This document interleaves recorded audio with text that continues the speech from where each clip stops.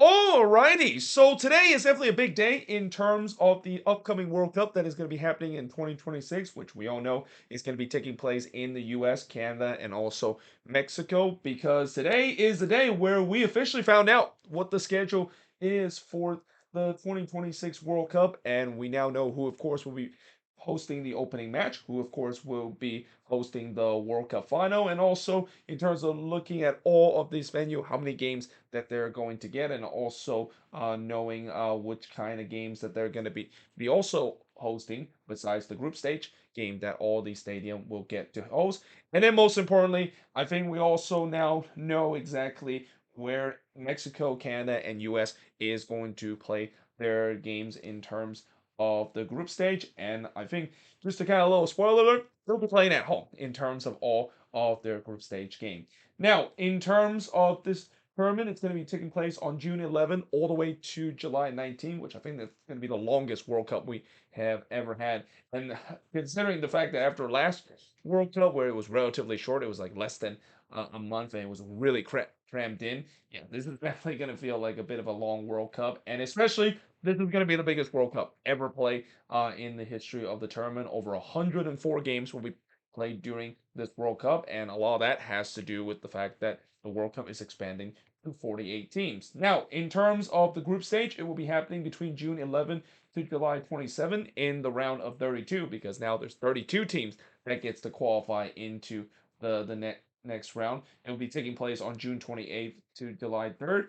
And then in the round of 16, it's actually going to be happening on the 4th of July as well. And I believe one of the match is actually going to be happening in Philadelphia on July 4th, which I think that kind of makes sense because that day not only is a big thing in the US, but on 2026 it will be officially celebrating the 250th anniversary of the Declaration of Independence being signed, and that it makes perfect sense to have a match there in Philadelphia, especially the way that this World Cup will be scripted. If that game will be featuring the U.S. versus England. But that being said, during the round of 16, it will be taking place between the 4th of July and then the 7th of July. Then in the quarterfinal, it's going to be taking place on July 9th to July 11th. And then in the semifinal, it will be taking place on July 14th and July 15th. The third place match will be taking place on July 18th. And then finally, the World Cup final will be happening on July 19th, 2026.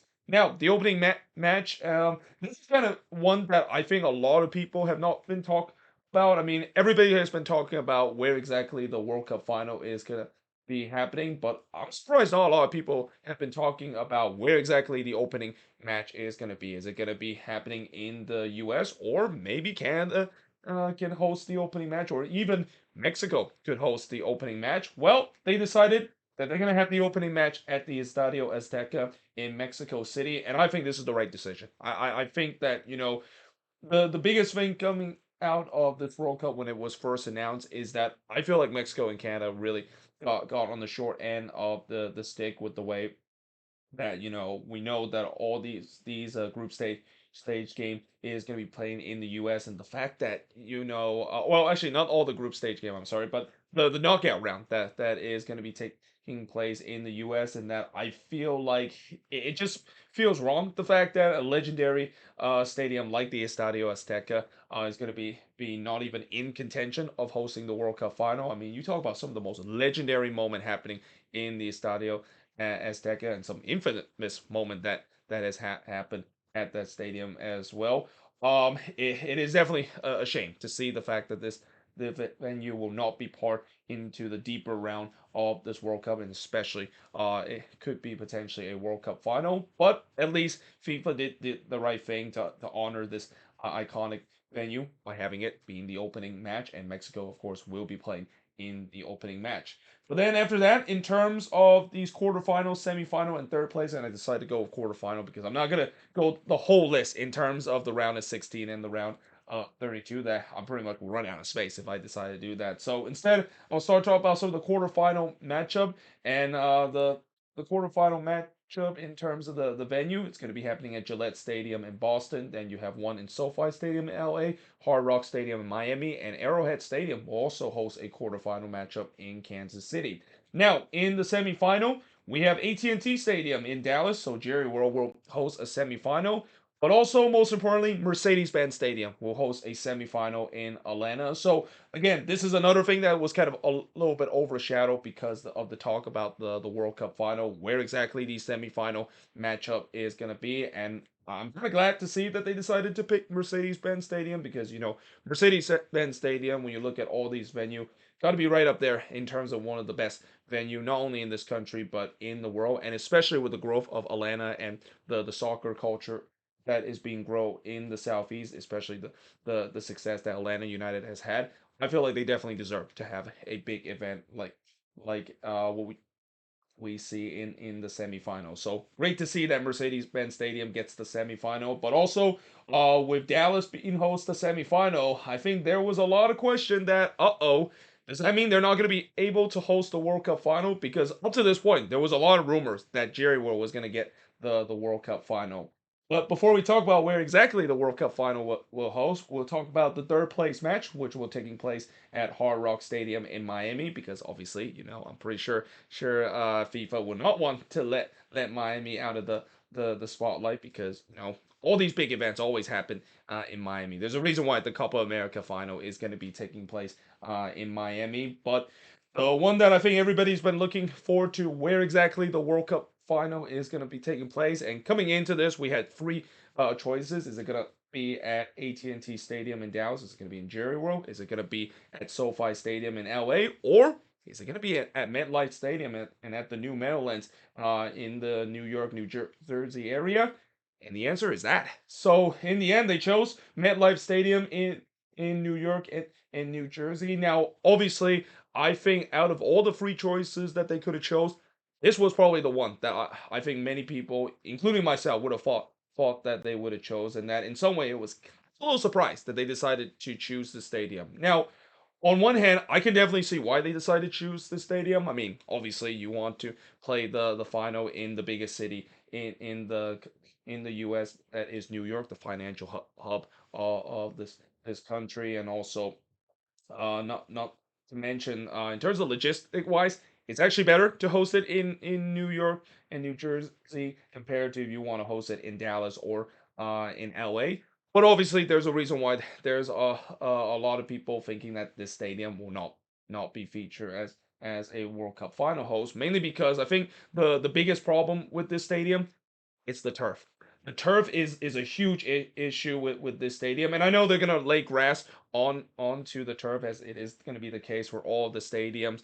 That is gonna be laid with grass, and that pretty much turf is banned at all these stadiums. So in other words, pretty much all these NFL stadiums that currently have turf, they have to lay grass on top of it. But still, we don't know if that, of course, would still worked out as well, and especially MetLife Stadium. It's probably the most one of the most infamous. I think besides them and FedEx Field, probably the most infamous stadium in terms of torn ACL that has happened with NFL player. Always tends to suffer uh, back-breaking ACL injury at that stadium to a point where people were saying that stadium is cursed in terms of the turf. So yeah, that is definitely one of the reason why a lot of people hate the fact that it's going to be taking place at that stadium, especially how bad the turf is. And I know they also said that they of course replaced the turf just last year, but still, that's going to be a big issue, and that we'll see whether or not if that's going to be better when they do lay grass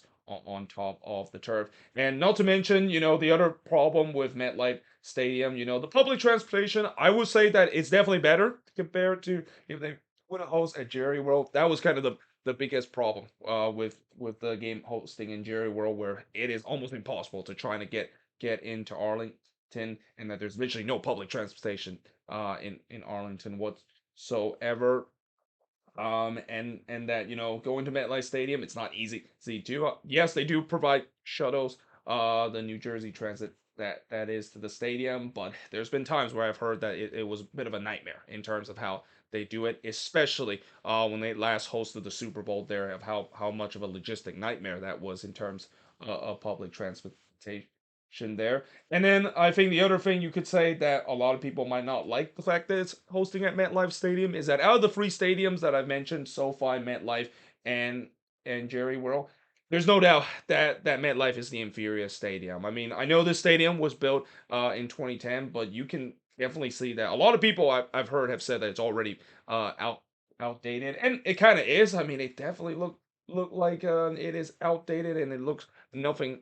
It definitely looked like much inferior of a stadium compared to the other brand new stadium that is going to be happening throughout this tournament. But nevertheless, they have spoken that the World Cup final will be hosting in the biggest city in the country, that is in the New York, New Jersey area at MetLife Stadium. But now let's talk about the group stage games. So this is where we talk about where all these three host nation where they're going to be playing in terms of their group stage game. Now for Mexico, I already mentioned they're going to be playing the opening match in Mexico City on June 11. But then they go to Guadalajara on June 18 for their second group stage match. And then for the third group stage match, they're going to be going back to Mexico City to finish up their final group stage match. Now, for Canada, they will play their opening group stage match in Toronto on June 12th. And then for their last two games, it's going to be happening in Vancouver. The second one being on June 18th, and then the third one happening on June 24th. Then this is where we get to probably the biggest talking point of where exactly the U.S. is going to be playing their group stage game in this World Cup. And I think there was really kind of two choices where they could either play it in the West Coast or in the East Coast, or you could maybe even say that they could also play in the Central region too. They could have easily play in the Kansas City, Dallas, and Houston area. But in the end, they chose the West Coast region. They chose to have two games that's going to be happening in LA June 12th. Their first group stage game is going to be in LA, and then in June 19th. And this has been long overdue. And I think Seattle fans are probably very happy that it's finally happened. They're gonna get a U.S. men's national team game. Like for many years, I think there's been a lot of people has questioned why in the world does the U.S. men's national team never play in Seattle and never play in the Cascadia region, considering the fact that the Cascadia region is a hotbed in terms of soccer. I mean, both Portland, Seattle, and Vancouver, all three of those fan bases are really soccer fanatics. But as we all know, the reason why it's kind of holding back all three of those city in terms of hosting national team games is that they play on turf. Seattle Lumen Field is a turf stadium. Providence Park is a turf stadium. BC Place also is a turf stadium. But now because of the fact they have to put grass on it, that finally does allow them to finally host games in Seattle. And that again, this has been long overdue. I think Seattle, no, they absolutely deserve this. This has been a long time coming of them finally get to see the U.S. play, and especially see them play in the biggest tournament that will ever be in the second group stage.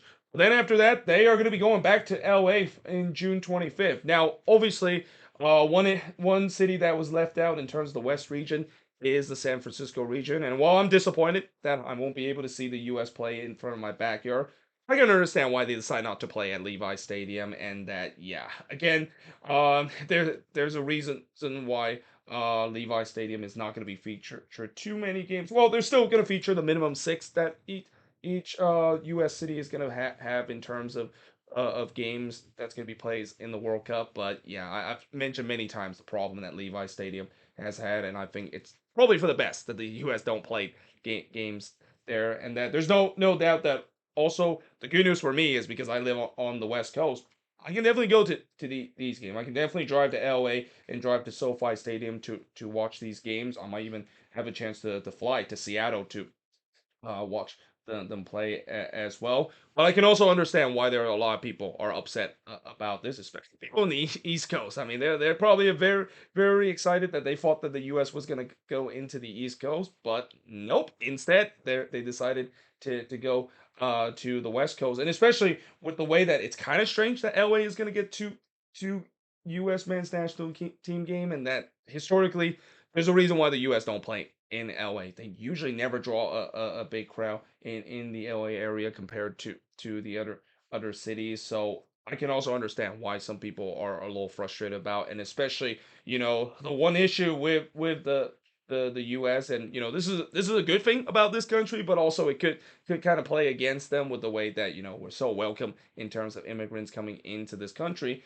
If for say that the U.S. is going to get a chance to play against teams that if in the LA area, if there's a big community out, if obviously they're not going to be playing Mexico, so that's the good news. But let's say if they do play against another Central American or even a South American country, let's say, yeah, that's going to be a road game for the U.S. That won't be considered to be a home field advantage for the U.S. So again, this is where it could kind of go against the U.S. where they can be playing the World Cup in front of their backyard. But unfortunately, as we have seen before, whenever the U.S. play big games, especially in the Gold Cup and even in Copa America, where I remember the opening match when they play against Colombia at Levi Stadium, there was so many Colombian fans. Like that was a home game for Colombia. The U.S. is gonna feel like they're basically the visiting team, even though they're basically playing in on home soil for the game. Now, I don't think it's going to happen in Seattle. I think in Seattle it's going to be more of a pro U.S. crowd. But again, this is where pro U.S. crowd is used against why LA should not be hosting in two games. And even maybe some people here in the Bay Area will also be frustrated the fact that hey, if you're going to go with the West region, why the heck did they decide to left us out of not having U.S. game playing in the San Francisco Bay Area? Now, looking at the number of games by venue, so we'll go alphabetical order, starting with Atlanta. That's going to have 8 games, followed by Boston with 7 games, and then Dallas will get the most. They get 9 games out of that, so that might be a little small consolation prize for people in Dallas that they were really optimistic that they were going to host the World Cup final, only to find out that they got beaten by MetLife Stadium. But at least they still will host the most game out of any venue. And Jerry World will have the most game out of any venue throughout this World Cup. But then you got Houston will be hosting 7 games. Kansas City will host 6 games. Los Angeles will host 8 games. Miami will host 7 games. The New York, New Jersey area will host 8 games. Philadelphia will host 6 games. San Francisco Bay Area will host 6 games. Seattle will host 6 games. Toronto will host 6 games. Vancouver will host 7 games. And then down in the Mexico region, Guadalajara will host 4 games. Mexico City will host 5 games. And Monterrey will host 4 games, as that is the number in terms of spreading out. And I do like this because when you look at the number of games by venue, it's relatively even if you just don't look at the Mexico region where you can clearly see the disparity out of that. But still, it's evenly balanced, which is kind of what you want to see. You don't want to have like a venue that has most of the game and then one venue barely hosts any games whatsoever. I mean, after all, these cities they are promised that they're going to get World Cup games that will help generate their their revenue. Although again, from what I heard, it doesn't seem like that revenue most likely won't actually go into to the city, but actually go back to FIFA's hand. But in terms of the other notes that I've noticed in terms of World Cup schedule release, by the way, when they did the release video, that was too long. Like the fact that I think it took about an hour for them to reveal everything. Obviously, you have the FIFA president Yano Infantino there, but then you have Kevin Hart hosting the release of this, which I mean that's just weird. Like I like Kevin Hart and I love I think that he's one of my favorite comedian actor out there, but still, that feels very strange to see Kevin Hart being there. And there was also some very cringe-worthy moment throughout the release video too. Kim Kardashian was also part of that too, which I mean you know what would make it even more cringy out of all these announcements is if Taylor Swift actually made an appearance too. By the way, Drake also made an appearance too. He's part of when Canada, of course, was announced. But yeah, there was definitely some cringy moment, and that it just also feels like it took too long. Like I feel like these release kind of streams that talk about the schedule. I mean, I get it. They want to invite as much a celebrity as possible, but it just feels like it takes too long of a drag. And in the day of now, where everybody wants to just get to the bottom of the things, that was taking way too long in terms of how they released the schedule and finally reviewing who is going to be hosting the World Cup final. But other than that, in terms of the other notes that I've noticed, so each day they will be featuring 4 group stage game, except for the first 2 day and also in the final group stage match. So despite the fact that there was rumors, the fact that they were going to maybe have 6 games or 7 group stage game per day, they're going to have 4 of them. And I think that makes sense because, if you want to have 6 group stage game happening per day, I mean, I don't know how they're going to fit in terms of the schedule because of it. And I think 4 would definitely be better in terms of broadcast. But obviously, there will be 6 games that will be broadcast in the final group stage, and we will have games that's going to be simultaneously play during that point. I think there's going to be like 3 games or even 2 games that's going to be simultaneously play. Actually, it's going to be two games because on the final group stage game, you usually see the all the teams play against each other simultaneously. So you're gonna have 2 sets of games out of those 3 that is gonna be simultaneously play at the same time. Now the other thing that they've also announced is that there's no kickoff time that is being announced of where these game is going to take place, and I wasn't expecting the fact that they were going to announce kickoff time. I mean, as much as I was hoping that is the case, usually they don't announce kickoff time until as we get closer to the tournament. I would say probably until 2025 that they're going to announce kickoff time. And kickoff time is going to be very interesting because one thing that I know that FIFA is not going to try to do, and they probably learned the lesson about the 94 World Cup, do not play all these games in the daytime. Like, there's a reason why in the 94 World Cup, when they decided to play most of these games during the daytime, it was a terrible idea. Like, it was a oven in terms of most of the games that was playing in the daytime. So there's no doubt that there are going to be some games that I'm thinking it's going to be playing at nighttime. I also won't be surprised they might go with the same formula as what we see with Copa America, where Copa America actually does a good job in terms of their kickoff time, with some of those game kicking off at nighttime, some of them of course kicking at daytime and so forth. So I think maybe FIFA will look into that, or maybe even they will look into the FIFA Club World Cup of how they schedule these games. But obviously, that's going to be interesting to see how they're going to announce the kickoff time, and especially not only the kickoff time is important in terms of the player safety, and you just don't want to make sure you want to play a game, let's say in New York in like 80-degree heat, or God forbid, play a game in Mexico City at like 2 p.m. in the afternoon. That would be brutal to play a summer game at the Azteca at 2 p.m. in the afternoon. But yeah, it's gonna be interesting how the kickoff time is gonna be, but also just they're gonna cater to whoever is being played. So there's no way that you're going to see a situation when a European team is playing that they're gonna be playing the game like when the European time is like 3 in the morning in their time. They're gonna try to cater to the European market and to the Asian market, but it's not going to be easy because, as what we saw in the 2023 World Cup, the 2023 Women's World Cup, it was very hard for them to try to accompany all of them, and that there's a reason why the U.S. Women's National Team play a lot of day games because when they play those day games and those afternoon games in New Zealand and Australia, it perfectly fits in terms of the prime time slot in the West Coast and the East Coast. And then, of course, grass, of course, will be laid on all stadiums. So as I mentioned, no turf is gonna be allowed in the stadium. And then the stadium name will actually be based by the city. So what that basically means is that for all these stadiums that have sponsor name, and it's pretty much most of them, they're not gonna be able to use that name because FIFA they don't allow to have sponsor name in these stadiums. So some of these stadium name is going to be very strange. I heard that the MetLife Stadium is going to be called New York, New Jersey Stadium. I wish they just go with the Meadowlands. I mean, it makes sense that they should have just gone with the Meadowlands because that's where it's based in.